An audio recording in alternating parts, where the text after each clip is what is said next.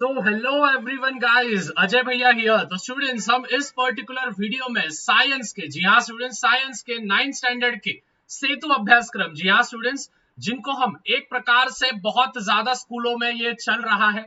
तो स्टूडेंट्स, इस पे एक लेटेस्ट वीडियो में बना रहा हूँ, जी हाँ स्टूडेंट्स।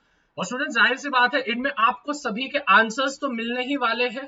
ठीक है, सभी के आंसर्स तो आपको मिलने वाले, but with the help of explanation भी आपको मैं करके दूंगा। जिससे कि होगा क्या स्टूडेंट्स, लिखते लिखते आपका थोड़ा नॉलेज भी बढ़ेगा। स्टूडेंट्स, ज्यादा समय नहीं लूंगा आप सभी का।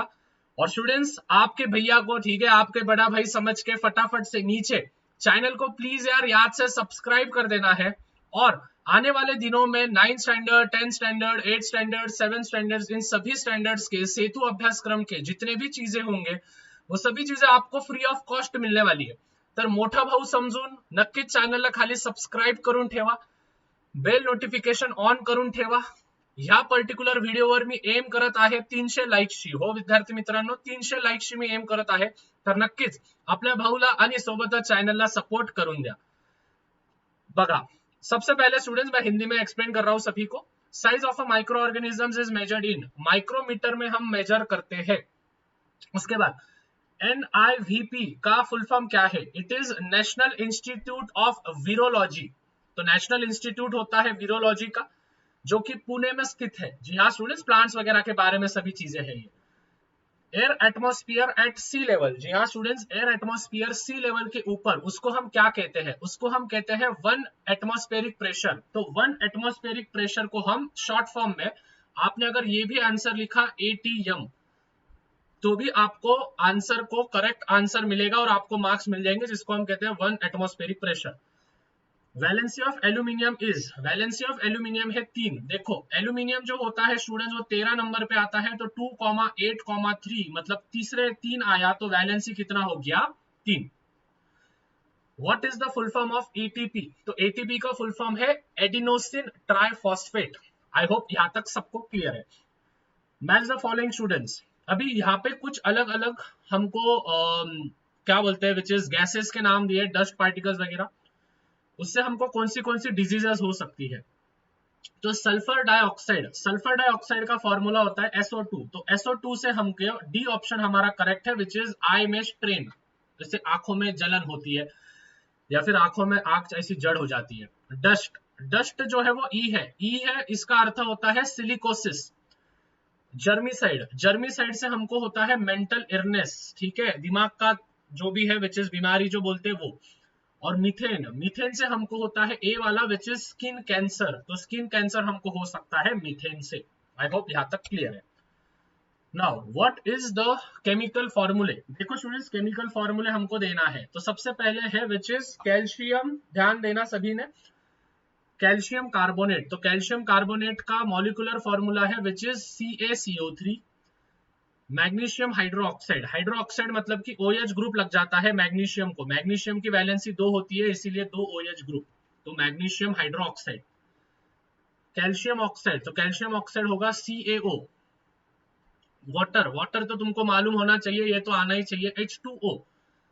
Nitric acid which is HNO3, ठीक है, HNO3 हम कहते हैं। Sodium hydroxide NaOH। Explain the how the name of the dwarf planet might have come from। ठीक है, ड्राफ्ट प्लैनेट, ड्राफ्ट प्लैनेट मतलब कि एकदम बुटका सा प्लैनेट, छोटा सा प्लैनेट। तो जिसका साइज एकदम छोटा होता है उसको हम कहते हैं ड्राफ्ट प्लैनेट। जैसे प्लूटो था, प्लूटो सोलर सिस्टम में घूमते घूमते घूमते घूम ही गया, ठीक है। तो उसको हम कहते हैं विच इज एक प्रकार से ड्राफ्ट प्लैनेट। सब माइक्रोब्स आर डीकम्पोजर। कौन से जो माइक्रो ऑर्गेनिजम्स होते हैं, वो कोई ऑर्गेनिज्म मरने के बाद, झाड़ गिरने के बाद, पत्तियां झड़ने के बाद, वो जो ऑर्गेनिजम्स होते हैं वो खा लेते हैं। ठीक है, खा लेते हैं इन द सेंस कि वो पत्तियों को, या फिर उसके बाद वो जो क्या बोलते हैं हम, ऑर्गेनिज्म होता है, उनको डीकम्पोज कर लेते हैं और उनका मशरूम या फिर अलग अलग प्लांट्स में वापस कन्वर्जन हो जाता है, वापस प्रोड्यूसर बना देता है। तो ऑर्गेनिक सब्सटेंस जो कि डेड बॉडीज तो मालूम होंगे तुमको, मरे हुए बॉडीज किसके किसके, प्लांट्स और एनिमल्स के, ठीक है, जो कि इनऑर्गेनिक सब्सटेंसेस होते हैं, माइक्रो ऑर्गेनिजम्स उनको खा लेते हैं और उनको हम कहते हैं डीकम्पोजर। अगर माइक्रो ऑर्गेनिज्म नहीं होगा तो वैसे कि वैसा जमीन पे रहेगा उनका बॉडी, सड़ेगा, बास आएगा एकदम। Why it is harmful to drink tea in a plastic cup. ठीक है, ये क्यों हार्मफुल है, मतलब कि प्लास्टिक के कप में चाय पीना क्यों हार्मफुल है? क्योंकि स्टूडेंट्स, टी जो होता है वो गर्म होता है, और हॉट टी जो होता है, जो प्लास्टिक होता है, प्लास्टिक ये बनता है केमिकल से। प्लास्टिक का कप है, गर्म चाय में उसमें डाल रहा हूं, तो गर्म चाय क्या करता है, वो जो प्लास्टिक के कप के अंदर के जो केमिकल्स होते हैं वो खुद में डिसॉल्व कर लेता है, और जब हम उसको पीते हैं तो हमको कैंसर हो सकता है, अल्सर हो सकता है, और स्किन के डिजीजेस हमको हो सकते हैं। समझे, बहुत सिंपल सा है। What is the temperature of -40 degree Celsius in Fahrenheit. ठीक है, फ़ारेनहाइट में -40 डिग्री सेल्सियस ये कितना होता है? देखो फ़ारेनहाइट को कैसे गिनते हैं, ध्यान से समझना। डिग्री फ़ारेनहाइट का फॉर्मूला होता है 9/5 इंटू डिग्री सेल्सियस प्लस 32। तो देखो 9/5 इंटू 40, तो ये कट कर दिया, ये कट कर दिया, 8 आ गया। ठीक है, तो स्टूडेंट्स यहाँ पे देखो, यहाँ पे प्लस कर दिया तो हमको आंसर मिल जाएगा which is same as degree Fahrenheit. Okay, scientific reason. Lead glass is used in electric bulbs and tubelights. मतलब कि जो लीड का ग्लास होता है वो हम इलेक्ट्रिक बल्ब और ट्यूबलाइट्स में क्यों इस्तेमाल करते हैं?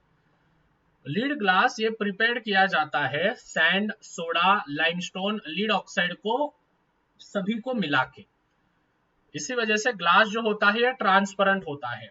ग्लास जो होता है वो कैसा होगा? ट्रांसपेरेंट होगा, और इसी वजह से वो इलेक्ट्रिक बल्ब में इस्तेमाल किया जाता है। देखो, अगर ग्लास बल्ब ट्रांसपेरेंट नहीं होगा तो लाइट कैसे आएगा ना बाहर? कॉमन सेंस है, अगर लाइट बाहर आना चाहिए, ठीक है, अपने को बाहर रूम में अगर लाइट चाहिए, तो फिर भाई अपने को ध्यान में रखना पड़ेगा कि वो ट्रांसपेरेंट होना चाहिए। ट्रांसपेरेंट नहीं होगा तो क्या काम का। उसके बाद इन अ प्लेन मिरर, आप देखो, अगर मैं थोड़ा फास्ट जा रहा हूं तो आप इसको पॉज करके भी लिख सकते हो आंसर्स, ठीक है ना। इन अ प्लेन मिरर, सबस्क्राईब करून द्या, नक्कीच चॅनलला सबस्क्राईब करा, चॅनल को सब्सक्राइब करो, do subscribe to our channel फटाफट से। देखो यार, फ्री में है यार, सब्सक्राइब तो कर ही सकते हो तुम, सभी चीजें तो प्रोवाइड कर रहा हूं मैं। In a plane mirror our right side looks left and left side looks right. मतलब कि मिरर में देखो, आपने अगर इधर से आपकी हेयर स्टाइल है तो इधर से दिखेगा, और इधर से किया होगा तो इधर से दिखेगा। ऐसा क्यों? क्योंकि बस एक ही प्रॉपर्टी का नाम लिखना है आपको, which is lateral inversion property. अगर इतना भी लिख दिया, because of the lateral inversion property the plane mirror our right side looks left and the left side looks right, इतना भी लिखोगे मार्क मिल जाएगा। उसके बाद women's voice is softer than gentle than men's voice. मतलब कि जो औरतों का आवाज होता है वो पतला सा होता है, मिनिमम होता है और सॉफ्ट होता है। इंसान का आवाज ऐसा होता है, ठीक है। ऐसा क्यों? क्योंकि जो मेल का जो वोकल कॉर्ड्स होते हैं वो होते हैं 20 मिलीमीटर के, और जो फीमेल के होते हैं वो छोटे होते हैं 15 मिलीमीटर के। तो वुमेन के ये छोटे हो गए वोकल कॉर्ड्स, और मेल के बड़े हो गए वोकल कॉर्ड्स। इसी वजह से विच इज वुमेन की वॉइस सॉफ्टर होती है as compared to male. Periscope, periscope तो तुमको मालूम है, ऐसे 90 डिग्री पे रखने का। ठीक है, देखो एक इधर 45 पे, सॉरी एक इधर। ठीक है, तो देखो इधर से मैं इधर देखूंगा, फिर ये इधर जाएगा और इधर से इधर जाएगा। सो ये जो होते हैं ये हम सबमरीन्स में इस्तेमाल करते हैं, तो आप ये लिख सकते हो कि we use it in a submarines. Okay, periscope बोलते हैं हम इसको, टेलीस्कोप नहीं, पेरिस्कोप। ओके, फिर उसके बाद हमको यहाँ पे देना है बेकिंग सोडा का। तो साइट्रिक एसिड सोडियम कार्बोनेट को मिलाया तो कार्बन डाइऑक्साइड मिलेगा और सोडियम साइट्रेट मिलेगा। तो सिंपल सा है, इतना कुछ हार्ड नहीं है, तो बस आपको इतना ही ध्यान में रखना है कि बेकिंग सोडा में डाला तो उसका केमिकल रिएक्शन कुछ इस प्रकार से होगा। साइट्रिक एसिड, नींबू में साइट्रिक एसिड होता है, बेकिंग सोडे में सोडियम बाइकार्बोनेट होता है, दोनों को मिलाया बुड़ बुड़ बुड़ बुड़ बुड़ बुड़ ऊपर उठता है, तो उसको कहते हैं हम कार्बन डाइऑक्साइड, और सोडियम साइट्रेट नीचे रह जाता है। Who and when discovered AB blood group? Write brief information about AB blood group. Blood group, AB blood group जो था ये सबसे पहले डिकास्टिलो ने और स्टर्ली, इन्होंने फाइंड आउट किया था 1902 में। आज से कुछ 100-150 साल पहले की बात है। A person with AB blood group can receive blood from a person with any other blood group AB, ABO। और इसको हम कहते हैं यूनिवर्सल रेसिपेंट। यूनिवर्सल रेसिपेंट होते हैं ए बी ब्लड ग्रुप वाले। ए बी ब्लड ग्रुप ऐसे होते हैं जो किसी का भी ब्लड ग्रुप ले सकते हैं, उनका खून मैच हो जाएगा। ये सबसे पहले 1902 में डिकास्टिलो और स्टर्ली ने फाइंड आउट किया था। So I hope this is very much clear to each and everyone. तो स्टूडेंट्स, आई होप सबको एकदम क्लियर है। लाइक कर दो सेशन को, मैंने जैसे बोला 300 लाइक का एम रख रहे हैं भैया। सब्सक्राइब कर दो चैनल को और बेल नोटिफिकेशन ऑन कर दो, ठीक है, बेल नोटिफिकेशन ऑन कर दो। मिलते हैं स्टूडेंट्स अगले वीडियो में, तब तक मचाते रहो, फोड़ते रहो। Bye everyone, signing off, Ajay भैया हियर। बाय एवरीवन, तब तक पीस आउट।